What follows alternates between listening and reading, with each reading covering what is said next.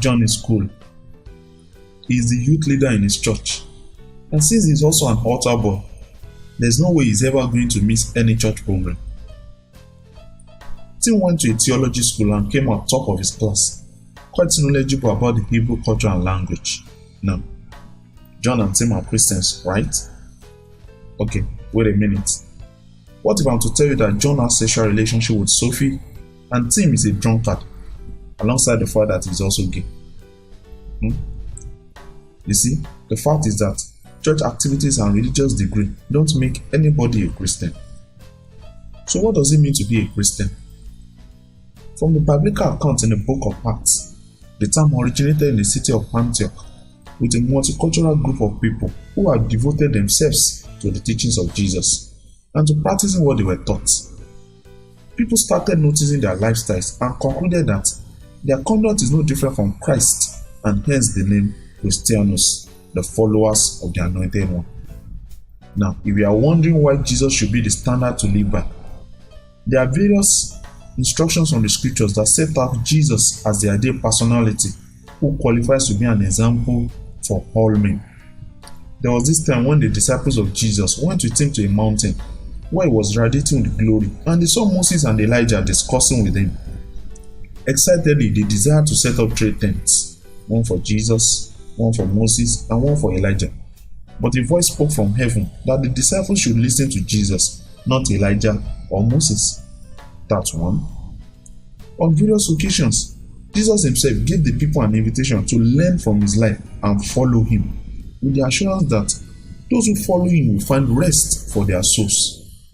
Since that time, various people have heeded this call, and they also extend the invitation to others. The book Living as Jesus Lived by Brother Zach Ponen is raising the same call for us in this generation to follow Jesus.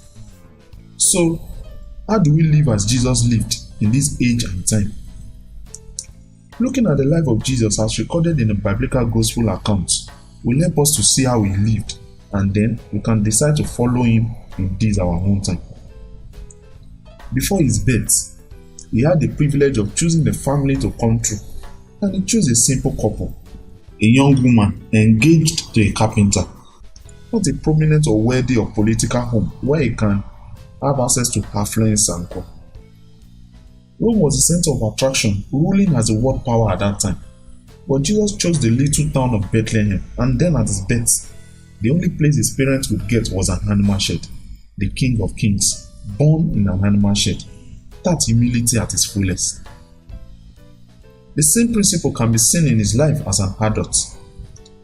John the Baptist proclaimed that Jesus was far greater than him, and yet Jesus publicly submitted to water baptism at the hand of John, at the hand of someone less important than him. On one occasion, Jesus fed the multitude in their thousands, and naturally, they desired to enthrone him as king, but he rejected their offer and continued living in simplicity and humility.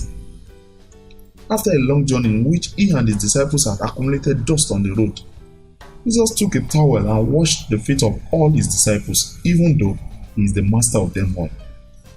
The boss washed the feet of his servants. When the anguish of all that lay before him confronted him, he saw the face of God in the place of prayer, and he was strengthened for the task ahead. He never assumed he has power or is sufficient enough to accomplish what lies ahead of him by his own efforts. The religious leaders of his time falsely accused him again and again, up to the point of requesting for his execution from the government. And Jesus was not self-defensive, since that was his Father's will for him. Eventually, it all culminated in his death on the cross alongside 2 condemned criminals who also mocked and ridiculed him. Now, pause and consider his simplicity and humility in all that was just highlighted. He has the power to deal with all these situations and save himself, but rather than doing that, he became humble until death, even the death of the cross, humiliating and degrading to the fullest. We can choose to talk about his holiness, his conduct, his speech, his love for humanity, his zeal towards God, and his warfare with evil. But let's stop at his simplicity and humility and see how following him practically relates to us.